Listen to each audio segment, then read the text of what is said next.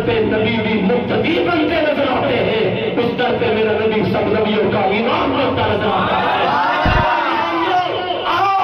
تم کس کلیس کیڑے کے پیچھے چلے ہوئے ہو جس کو مالک ہوئی کا مریض تھا، جو محمد جو مبہوس حماد تھا، جسے تمیز نہیں تھی، جسے حیا نہیں تھی، جو زانی بھی تھا، جو شرابی بھی تھا، اس کائنات کا سب سے بڑا بد اخلاق اور سب سے بڑا بدتمیز انسان تھا۔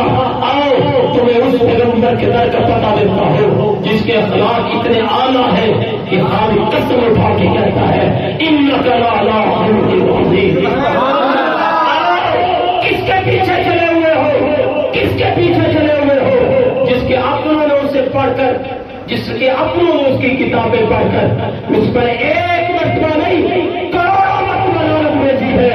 آؤ تمہیں اس بات کا پتہ دیتا ہوں جس کے در پہ دنیا سے پردہ فرما جانے کے بعد 70,000 صبح کو آتے ہیں، 70,000 شام کو آتے ہیں، جو ایک دفعہ آ جائے پھر قیامت تک اسے اس کی باری نہیں آتی، اس در کو در مصطفیٰ کہتے ہیں۔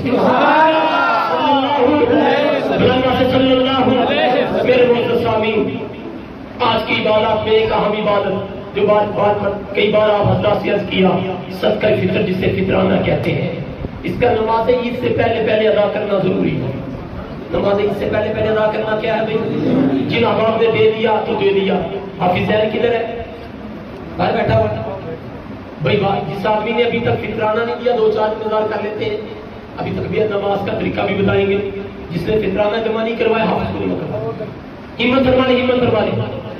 جن بھائیوں نے فطرانہ دیا 300 روپیہ کم از کم ایک فرد کا فطرانہ ہے، کر کے ایک فرد کا فطرانہ کتنا بھائی؟ 300 روپیہ، اس حساب سے اپنا فطرانہ جمع کرو۔